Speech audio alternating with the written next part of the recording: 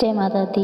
आप सभी का मेरे चैनल पर बहुत बहुत स्वागत है। तो आज हम सुनेंगे स्कंद माता की कथा। नवरात्रि के 5वें दिन माँ भगवती के स्कंद माता रूप की पूजा की जाती है। प्रिय श्रोताओं, आज के इस वीडियो में आप सुनेंगे स्कंद माता की संपूर्ण कथा और सुनेंगे महिषासुर मर्दिनी स्त्रोत का हिंदी अनुवाद। देवासुर संग्राम के सेनापति भगवान स्कंद यानी भगवान कार्तिकेय जी की माता होने के कारण इन्हें स्कंद माता के नाम से जाना जाता है। यह देवी शक्ति और सुख का एहसास कराती हैं। स्कंद माता सूर्य मंडल की अर्धराष्ट्रीय देवी है, इसी कारण उनके चेहरे पर तेज विद्यमान है। इनका वर्ण शुभ है। भगवान स्कंद को बाल रूप में गोद में बिठाए हुए यह देवी वात्सल्य से ओतप्रोत है। माँ की उपासना के साथ ही भगवान स्कंद की उपासना स्वयं ही पूर्ण हो जाती है, क्योंकि भगवान बाल स्वरूप में सदा ही अपनी माँ की गोद में विराजते रहते थे। वह सागर के दुखों से मुक्ति पाने के लिए इससे दूसरा सुलभ साधन कोई नहीं है। स्कंद माता कमल के आसन पर विराजमान रहती है, इसलिए इन्हें पद्मासना देवी भी कहते हैं। इनका वाहन भी सिंह है। इन्हें कल्याणकारी शक्ति की अधिष्ठात्री भी कहा जाता है। इन देवी की 4 भुजाएं हैं। दाएं तरफ की ऊपरी वाली भुजा से इन्होंने भगवान स्कंद को गोद में पकड़ा हुआ है। नीचे वाली भुजा में कमल का पुष्प धारण किया हुआ है। बाईं वाली ऊपर वाली भुजा में वर मुद्रा में है और नीचे वाली भुजा में कमल का पुष्प है। देवासुर संग्राम में तारकासुर नाम के दैत्य का वध करने के लिए ही भगवान स्कंद की उत्पत्ति हुई थी। प्राचीन कथा के अनुसार कार्तिकेय जी का जन्म भगवान शिव और देवी पार्वती के दूर सरकंडे के एक वन में हुआ था। उस बालक के 6 मुख थे। उस वन में कृतिकाएं रहती थी। कृतिकाओं को जब यह 6 मुख वाला बालक मिला तब उन्होंने उनका पालन किया। इसी वजह से बालक का नाम कार्तिकेय पड़ गया। भगवान शिव और देवी पार्वती से दूर रहकर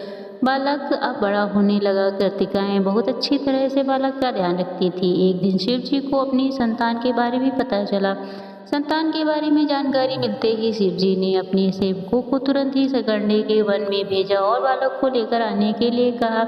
शिव जी के दूत वीरभद्र, विशालाक्ष, शंभु, कुड़, नदीश्वर, गुणांकच्छ, दधिमुख आदि सरकंडे के वन में पहुंचे और कृतिकाओं के साथ कार्तिकेय स्वामी जी को लेकर शिव जी के पास वापस लौट आए। कार्तिकेय जी कैलाश पर्वत पर पहुंचे तो सभी प्रसन्न हुए।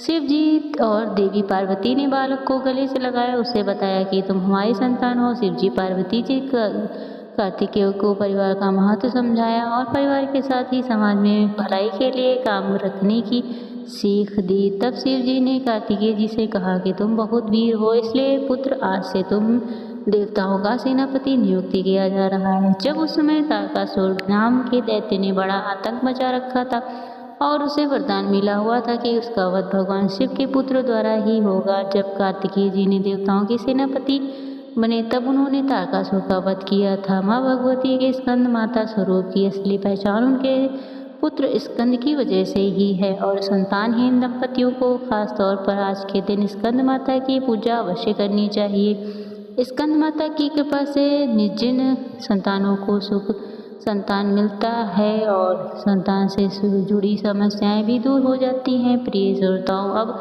सुनिए महिषासुर मर्दिनी स्त्रोत का हिंदी अनुवाद। हे हिमालय राज की पुत्री है गिरिजा देवी, विश्व को आनंदित करने वाली देवी, नंदी गणों द्वारा पूजित गिरि श्रेष्ठ विंध्याचल के शिखर पर निवास करने वाली देवी, अपनी लीला से भगवान श्री विष्णु को प्रसन्न करने वाली, इंद्रदेव के द्वारा नमस्कृत भगवान नीलकंठ की पत्नी, विश्व में विशाल कुटुंब वाली और विश्व को संपन्नता देने वाली, महिषासुर का मर्दन करने वाली भगवती, अपने बालों को की लता से आकर्षित करने वाली, पर्वत की पुत्री, जय हो जय हो जय हो। देवों को वरदान देने वाली, दुर्धर्ष और दुर्मुख असुरों को मारने वाली और स्वयं ही हर्षित करने वाली, तीनों लोक का पोषण करने वाली, शंकर जी को संतुष्ट करने वाली, पापों को हरने वाली और घोर गर्जना करने वाली, दान दानवों पर क्रोध करने वाली, अहंकारियों के घमंड को सुखा देने वाली, समुद्र की पुत्री, हे महिषासुर का मर्दन करने वाली और अपने बालों की लता से आकर्षित करने वाली, पर्वत की पुत्री, आपकी जय हो जय हो जय हो। जगत माता, मेरी माँ,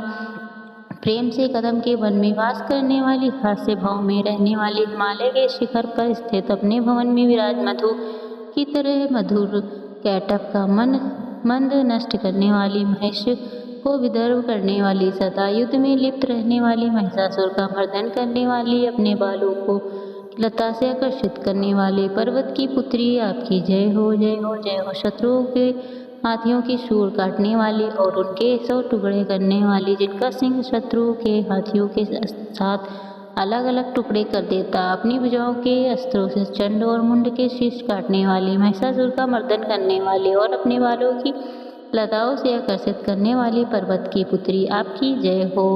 रण में मंदोदमत्त सुंदरों का वध करने वाली, अजर अविनाशी शक्तियाँ धारण करने वाली, प्रथमता अर्थात शिव जी की चतुराई जानकर उन्हें अपना दूत बनाने वाली, दुर्मति और उस बुरे विचार वाले दानव के दूत के प्रस्ताव का अंत करने वाली है, महिषासुर का मर्दन करने वाली, अपने बालों की लताओं से आकर्षित करने वाली पर्वत की पुत्री आपकी जय हो, जय हो। शरणागत शत्रुओं की पत्नियों के आग्रहण पर उन्हें अभय दान देने वाली, तीनों लोगों को पीड़ित करने वाली, दैत्यों पर प्रहार करने योग्य त्रिशूल धारण करने वाली, देवताओं की दुदुम्बी से दुमी दुमी की ध्वनि को सभी दिशाओं में व्याप्त करने वाली, महिषासुर का मर्दन करने वाली, अपने बालों की लताओं से आकर्षित करने वाली पर्वत की पुत्री आपकी जय हो, जय हो। मात्र अपनी हुंकार से द्रुम्रलोचन राक्षस को भ्रूम अर्थात धुएं के समान भस्म करने वाले, युद्ध में कुपित रक्त बीज के रक्त की उत्पन्न अन्य रक्त बीजों का रक्त पीने वाली, शुंभ और निशुंभ दैत्यों की बलि से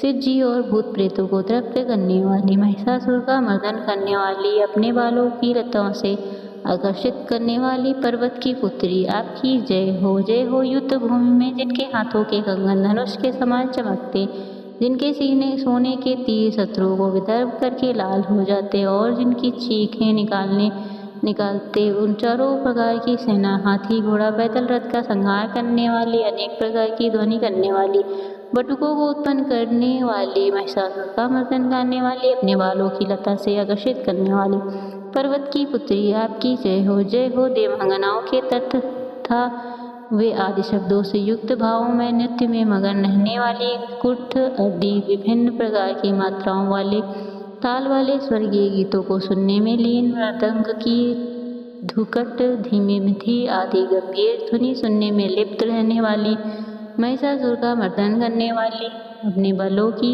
लताओं से आकर्षित करने वाली पर्वत की पुत्री आपकी जय हो, जय हो। जयकार करने वाले और स्तुति करने वाले समस्त विश्व के द्वारा नमस्कृत, अपने नुपुर झंझन और रिमझिम शब्दों से भूतपति महादेव को मोहित करने वाली, नंदी नटों के नायक अर्धनारीश्वर के नृत्य से सुशोभित नाट्य में तत्लीन रहने वाली, महिषासुर का मर्दन करने वाली, अपने बालों की लताओं से आकर्षित करने वाली पर्वत की पुत्री आपकी जय हो, जय हो। आकर्षण कांति के साथ अति सुंदर मन से युक्त और रात्रि के आश्रय अर्थात चंद्रदेव की आभा को अपने चेहरे की सुंदरता से फीका करने वाली, काल भैरव के समान सुंदर नेत्रों वाली, महिषासुर का मर्दन करने वाली, अपने बालों की लताओं से आकर्षित करने वाली पर्वत की पुत्री आपकी जय हो, जय हो। महायोद्धाओं से युद्ध में चमेली के पुष्पों की तरह कोमल स्त्रियों के साथ रहने वाली तथा चमेली की लताओं की तरह कोमल भील स्त्रियों से भी झिंगरों के झुंड की तरह घिरी हुई, चेहरे पर उल्लास से उत्पन्न उषा काल के सूर्य खिले हुए लाल पुष्पों के समान मुस्कान वाली है, महिषासुर का मर्दन करने वाली, अपने बालों की लता से आकर्षित करने वाली पर्वत की पुत्री आपकी जय हो, जय हो, जय हो। जिसके कानों में लगातार मत बहता रहता, उस हाथी के समान उज्जीवित गजेश्वरी, तीनों लोक के आभूषण रूप सौंदर्य शक्ति और कलाओं से सुशोभित है, राजपुत्री मुस्कान वाली स्त्रियों को पाने के लिए मन में मोह उत्पन्न करने वाली, मनमथ की पुत्री के समान महिषासुर का मर्दन करने वाली, अपने बालों की लता से आकर्षित करने वाली पर्वत की पुत्री आपकी जय हो, जय हो, जय हो।